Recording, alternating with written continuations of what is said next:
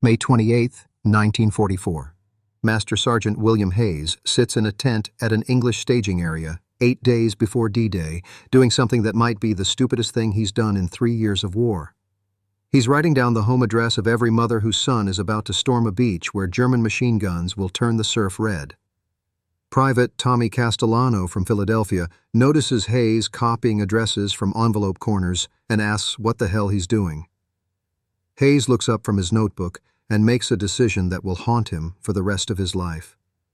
I'm making a promise to all 32 of you. If you don't come home from whatever's coming, I will personally visit your mother. I'll tell her how you died. I'll answer her questions. I'll prove to her that you mattered. The tent goes silent. These men are barely 20 years old, and what Hayes just said makes the invasion real in a way training lectures never did. Private Eddie Morrison from Iowa speaks quietly. "Sarge, that's insane. You can't promise to visit 32 mothers if most of us die?" Someone interrupts. "Jesus, Morrison." Hayes closes his notebook containing 32 addresses. "I can't promise to bring all of you home. I fought in North Africa and Sicily. I know how this works." Hayes has kept more men alive than dead through 2 campaigns. But statistics don't comfort boys about to face German 88s and MG 42s. "But I can promise that if the worst happens, your mother won't spend her life wondering. She'll know what happened. She'll know you weren't alone. She'll know you mattered." Sergeant James Kowalski, Hayes' second-in-command from Chicago, pulls Hayes aside after the meeting. "You realize what you just committed to?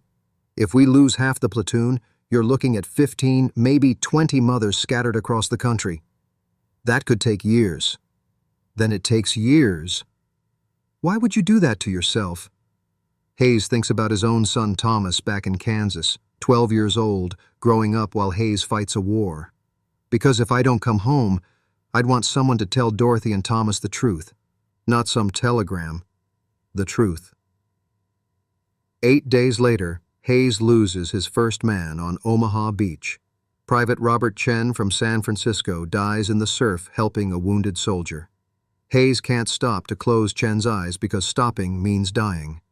That night, Hayes opens his notebook and draws a line through Robert Chen's name. Not erasing it, marking it. One address he'll need to visit. One mother who deserves the truth. Hayes has no idea yet that keeping this promise will cost him everything except his integrity.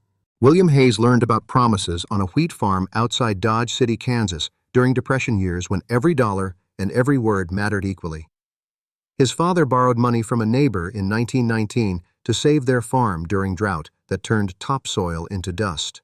12 years to repay that debt. 12 years of sacrifice.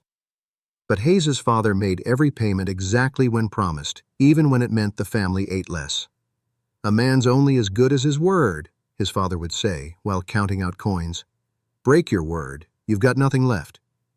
Hayes married Dorothy Miller in 1928. Their son Thomas was born in 1930. By 1942, Hayes had a wife, a 12-year-old son, and a farm that provided modest living. He could have stayed home legally, but Hayes understood that duty sometimes requires sacrifice. He enlisted, left the farm to Dorothy and Thomas, and became a sergeant because he was older, competent, and treated soldiers like sons rather than subordinates. Men followed Hayes not because regulations required it, but because he genuinely cared whether they lived or died. By May 1944, Hayes has led men through North African desert and Sicilian mountains. He's written condolence letters, packed personal effects of the dead, and learned that leadership means accepting responsibility for losses you can't prevent. But this promise is different. This isn't official duty. This is personal commitment that extends beyond military obligation into something that might consume years of his life. The night before D-Day, Kowalski finds Hayes staring at the notebook by candlelight. "You're really going to do this, aren't you? Visit every mother if we lose men?" "Yeah. Even if it takes years? Even if you have to travel thousands of miles? Even if some mothers blame you for their sons' deaths?" Hayes hasn't considered that last possibility. What if a mother doesn't want to see him? What if she accuses him of failing her son?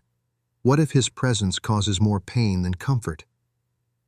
"I gave my word," Hayes says quietly. "That means I keep it.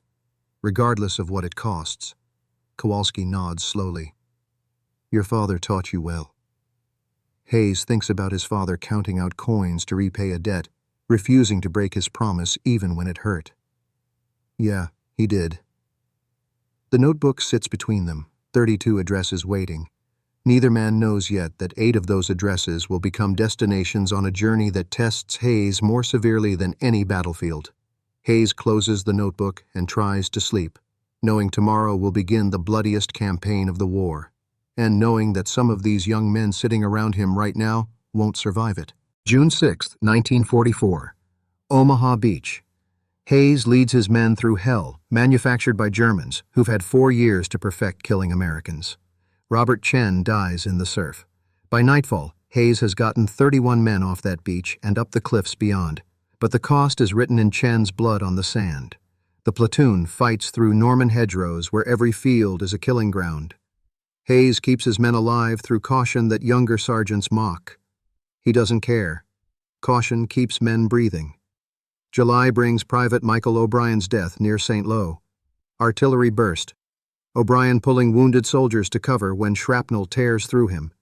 Hayes holds O'Brien's hand during the final minutes. Tell my mom... O'Brien struggles. Tell her I wasn't scared. Hayes promises, adding another line to his notebook. 2 addresses. 2 mothers. September takes Private Tommy Castellano during a machine gun ambush. Castellano charges the nest alone to save his squad, destroying it with grenades before German fire cuts him down. Hayes writes, died saving 8 men. October claims Private Eddie Morrison. Artillery barrage. Morrison pushes Hayes into a crater seconds before shells land. Hayes cradles Morrison's body in muddy water, remembering the Iowa farm boy who reminded him of his own son. 3 more addresses marked. November through January adds 4 more deaths. Private James Sullivan. Private David Washington during the Bulge. Private Anthony Rodriguez clearing a German village. Private John Martinez during a night patrol. By February 1945, Hayes has crossed out 8 names, 8 mothers, 8 promises to keep. The war ends May 8, 1945. Hayes's platoon sustained 25% casualties, better than most units that fought from D-Day through Germany. Other platoons lost 50, 60, 70%. Hayes kept more alive than dead. But 8 mothers sent sons to war and received telegrams instead. 8 families set tables for boys who'll never sit at them again. Hayes has a notebook full of addresses and a promise burning in his chest like shrapnel that never healed. The war is over. His duty isn't. That night, Kowalski finds Hayes packing his gear. What are you going to do now, Sarge? Hayes pulls out the notebook. What I promised. Visit 8 mothers. Tell them the truth. That could take years. Then it takes years. Hayes looks at the 8 crossed names. I gave my word to their sons. Now I owe the truth to their mothers. Kowalski watches Hayes pack the notebook carefully. You're a better man than most, Sarge. Hayes doesn't feel better. He feels obligated. There's a difference. He's going home to Kansas first. Then he's starting a journey that might break him. But broken or not, he's keeping his word. September 1945. Hayes has been home 3 weeks, and Dorothy knows something's wrong. Her husband wakes screaming from nightmares about men dying. He stares at nothing during meals. He cleans his rifle obsessively, though he'll never fire it again. She finds him on the porch at 2 a.m., holding the notebook. You're not sleeping, she says quietly. Can't. Every time I close my eyes, I see them dying. Chen in the surf, Morrison pushing me into that crater, O'Brien bleeding out while I hold his hand. Hayes's voice breaks. I promised I'd visit their mothers. But Dorothy, I don't know if I can do it. I don't know if I can look 8 women in the eye and explain why their sons are dead while I'm alive. Dorothy sits beside him. This is survivor's guilt talking. This is failure talking. I was their sergeant. My job was keeping them alive. I failed 8 times. You kept 24 alive. That's not failure. Hayes shakes his head. You don't understand. Those 8 men, some of them died saving others. Morrison died saving me specifically. How do I tell his mother that? How do I say, Your son is dead because he pushed me into a crater. Dorothy takes the notebook from Hayes's hands and opens it. 8 addresses, 8 names, 8 families waiting for information their telegrams didn't provide. You made a promise, Dorothy says. Not because it would be easy, not because it would make you feel better. You promised because those boys deserve someone who'd remember them, who'd tell their stories, who'd prove they mattered. She hands the notebook back. This is destroying you right now. I can see that. But breaking your promise would destroy you worse. You'd spend the rest of your life wondering if you could have given those mothers closure. Hayes stares at the addresses. Boston, Philadelphia, Chicago, San Francisco. Small towns scattered across America. Thousands of miles. Months of travel. Months of reliving the worst moments of his life. What if a mother blames me? Hayes asks quietly. What if she says I should have saved her son? What if my visit makes it worse? Then it makes it worse. But at least she'll know the truth. Dorothy takes his hand. Thomas and I will manage the farm. We've done it for 3 years. We can do it longer. You need to do this, William. For them, for their mothers, for yourself. Hayes looks at his wife, grateful beyond words. It might take a year. Then it takes a year. Dorothy squeezes his hand. Go keep your promise. Come home when it's done.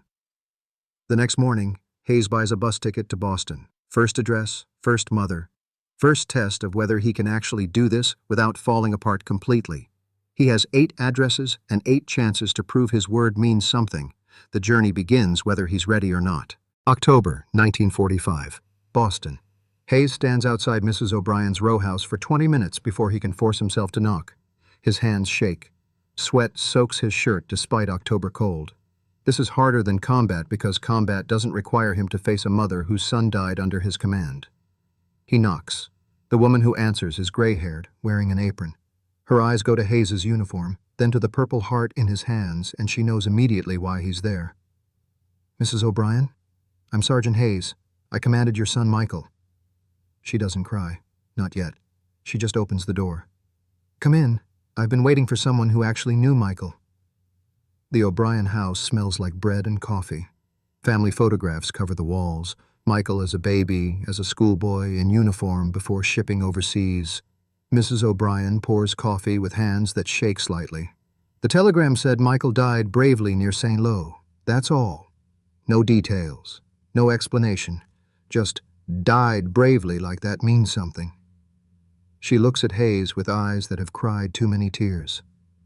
How did my son die, Sergeant? Hayes has rehearsed this moment for weeks.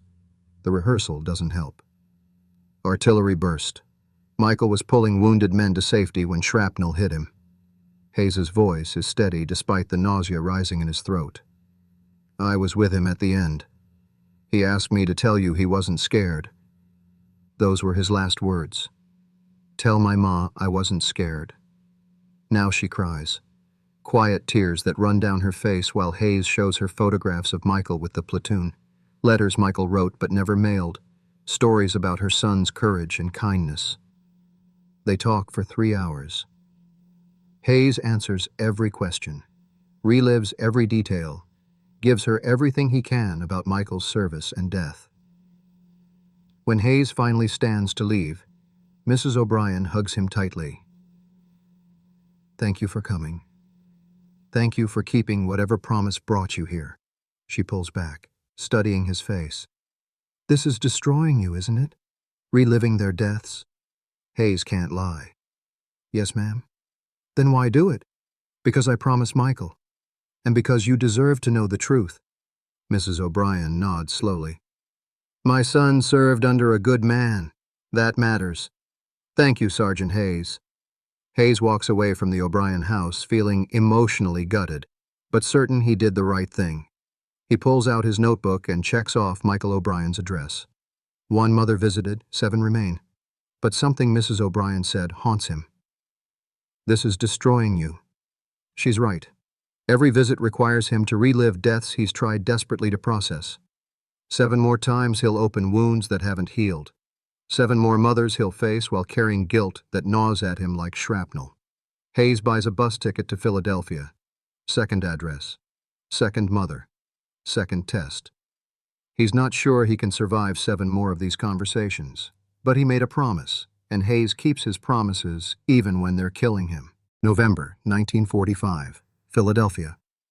Mrs. Castellano welcomes Hayes with Italian food and warmth, showing him photographs of Tommy from childhood through enlistment. She talks about her son's dreams of becoming a teacher, the neighborhood kids who loved him, the family he wanted to raise. Hayes describes how Tommy died charging a German machine gun nest, saving his entire squad. Mrs. Castellano nods with fierce pride, mixed with devastating loss. That's my Tommy, always protecting everyone. She pauses, crying. I just wish he'd protected himself too. The visit goes well, too well. Hayes begins to think maybe all 8 visits will be like this. Painful, but meaningful, difficult, but ultimately worthwhile. Then he travels to Alabama to visit Mrs. David Washington, and everything falls apart. December 1945. The Washington house is modest, worn, bearing the markers of poverty that segregation guarantees. Mrs. Washington opens the door, and her expression changes when she sees Hayes's white face. You're the sergeant who got my son killed. Hayes freezes. Mrs. Washington, Don't give me condolences from the man who sent my boy into combat in a segregated army that treated him like dirt. Her voice carries rage that has nowhere else to go. David couldn't drink from the same water fountain as white soldiers, couldn't eat in the same mess hall, couldn't sleep in the same barracks, but he could die in the same mud, right? That was integrated enough? Hayes stands on her porch, understanding that sometimes grief wears anger's face. May I come in, please? Why? So you can tell me he died heroically? So you can ease your white guilt about getting black soldiers killed? No, ma'am. Hayes meets her eyes. So I can tell you the truth about how much your son mattered to men who served beside him, regardless of their race. Mrs. Washington stares at Hayes for a long moment, then steps aside. You've got 10 minutes. Hayes sits in her living room, and for the first time on this journey, he doesn't know if he can say the right things. Mrs. Washington's anger is justified. The army was segregated. David Washington did face discrimination Hayes never experienced.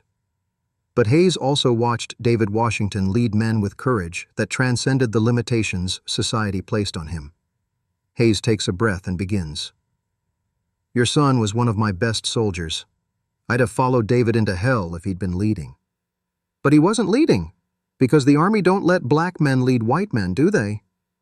No, ma'am, they don't, and that's wrong. Hayes pulls out photographs.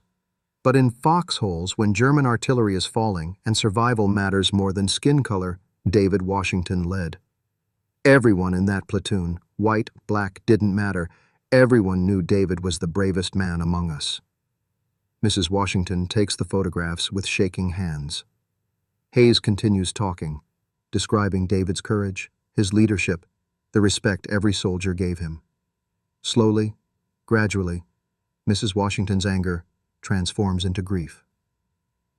You really cared about him, she says finally, despite everything. Yes, ma'am. David Washington was my responsibility. I failed to bring him home. I'll carry that guilt rest of my life. She cries then, and Hayes understands he's given her something valuable, proof that her son mattered beyond the limitations society placed on him. Hayes leaves the Washington house emotionally exhausted, understanding that not every visit will go smoothly. Some mothers will be angry, some will blame him, some will see his visit as inadequate compensation for their loss. He pulls out his notebook. 2 addresses checked off, 6 remain, and Hayes is already wondering if he has the strength to complete this journey. January 1946.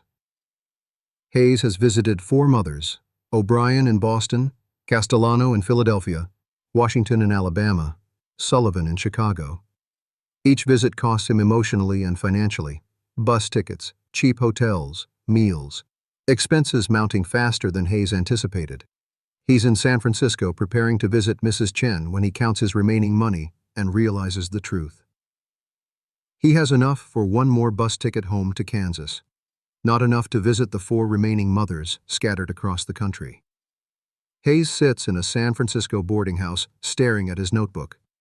4 mothers visited. 4 remain: Chen in San Francisco, Morrison in Iowa, Rodriguez in New Mexico, Martinez in Texas. He could visit Chen now, then go home. Write letters to the other 3 mothers. Explain that he tried but ran out of money. They'd understand, right? He made the effort. That should count. But Hayes's father's voice echoes. A man's only as good as his word. Hayes writes to Dorothy that night, explains the situation, asks if she can send money, knows he's asking his wife to sacrifice more for a promise she never made. Dorothy's response arrives 3 days later with a money order that represents their farm's savings, money they've been keeping for emergencies, for bad harvests, for Thomas's future education. Her letter is brief. Keep your promise, we'll manage.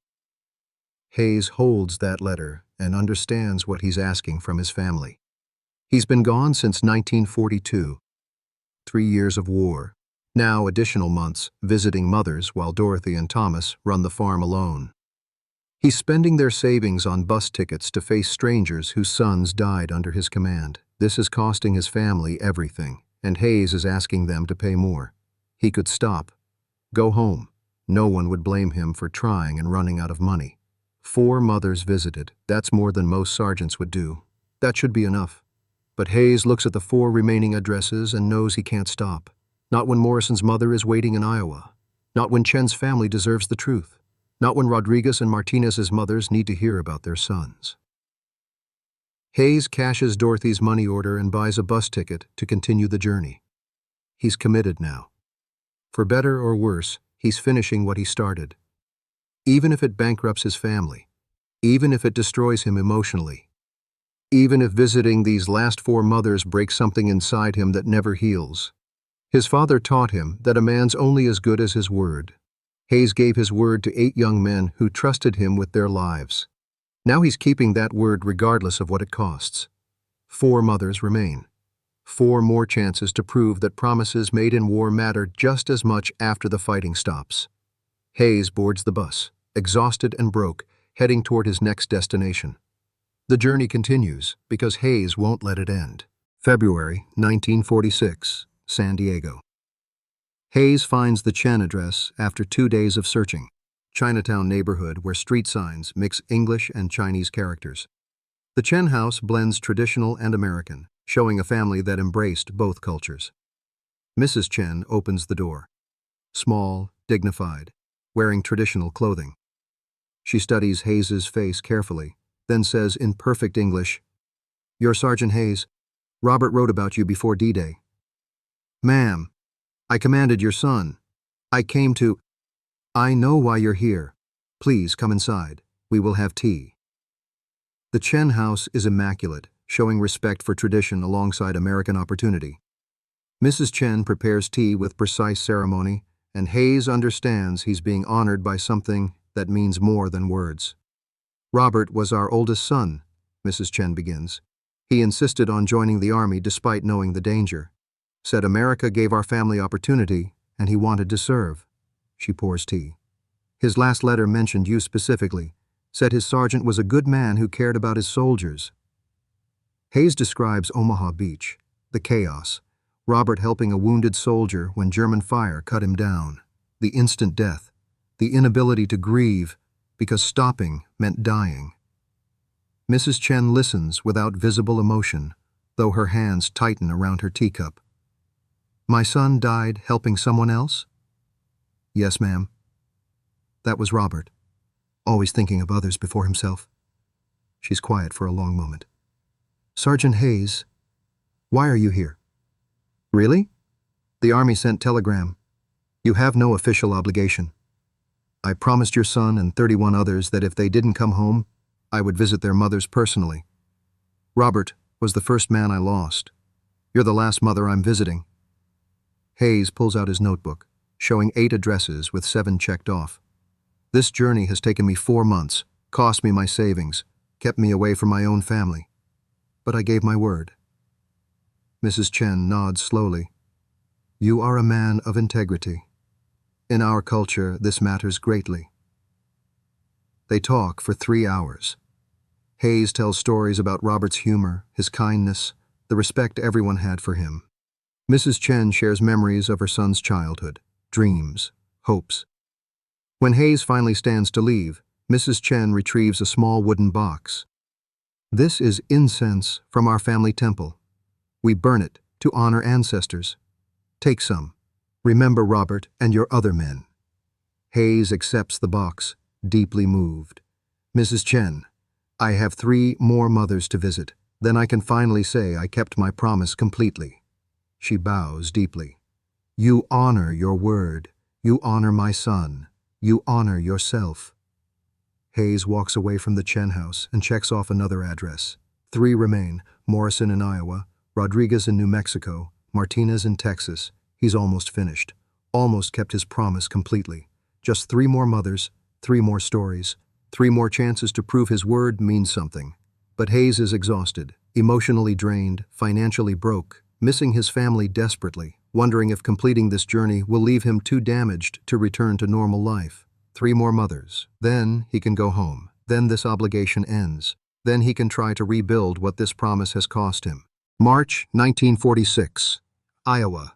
Hayes visits Eddie Morrison's farm, familiar territory that reminds Hayes of his own Kansas land.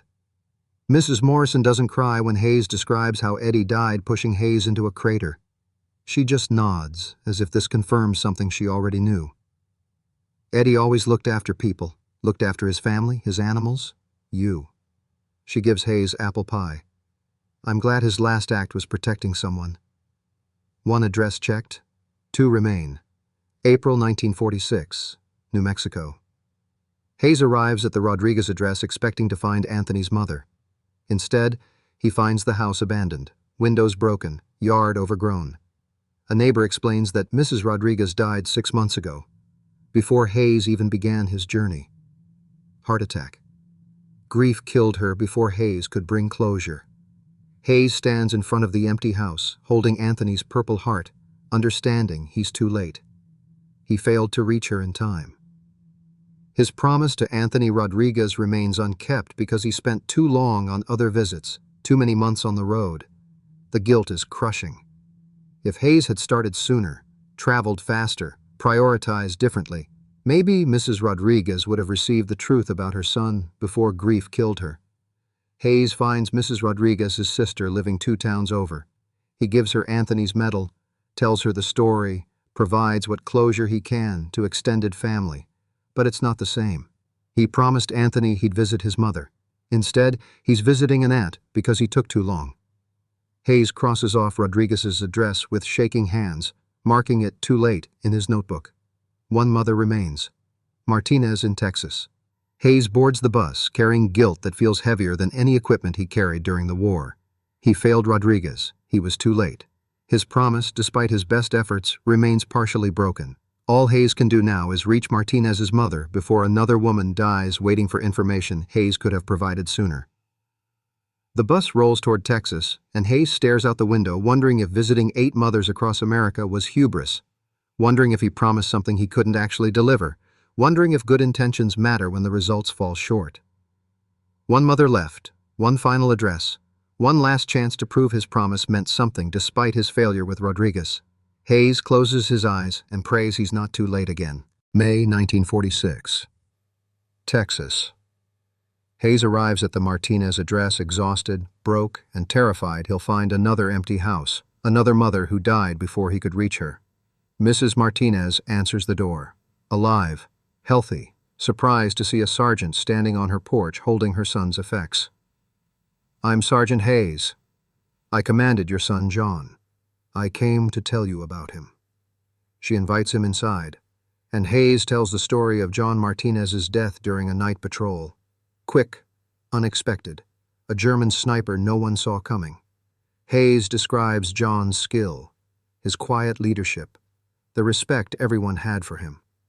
Mrs. Martinez listens, cries, asks questions Hayes answers as honestly as he can. They talk for hours. Hayes shows her photographs, letters, personal effects. When Hayes finally stands to leave, Mrs. Martinez asks the question that defines the entire journey. "Why did you come here? Really? You didn't have to do this." Hayes pulls out his notebook. 8 addresses, 8 names, 7 checked off. 1 marked too late. He shows Mrs. Martinez the worn leather, the crossed-out addresses, the evidence of a promise that consumed nearly a year of his life. "Before D-Day, I promised your son and 31 others that if they didn't come home, I would visit their mothers personally. 7 of you I reached. 1 I reached too late. Mrs. Rodriguez died before I could get to her. You're the last." Mrs. Martinez studies the notebook with tears streaming down her face. "You spent a year doing this? Traveling across America to visit mothers of fallen soldiers?" "Yes, ma'am." "Why?" "Because I gave my word, and because your sons deserved mothers who knew the truth." Mrs. Martinez hugs Hayes tightly. "Thank you. Thank you for keeping your promise. Thank you for honoring my son." Hayes walks away from the Martinez house and checks off the final address. 8 addresses, 7 completed, 1 failed. The promise is as kept as he could make it. He boards a bus toward Kansas, toward home, toward Dorothy and Thomas, toward a farm he hasn't worked in a year, toward a life he abandoned to keep a promise made to 32 young men who trusted him. The journey took 11 months, cost his family's savings, kept him away from home for a year after 3 years of war, emotionally devastated him, showed him the faces of women whose sons died under his command. And Hayes would do it again. Because despite the cost, despite the pain, despite arriving too late for Mrs. Rodriguez, Hayes proved that promises made in war matter after the fighting stops. Epilogue.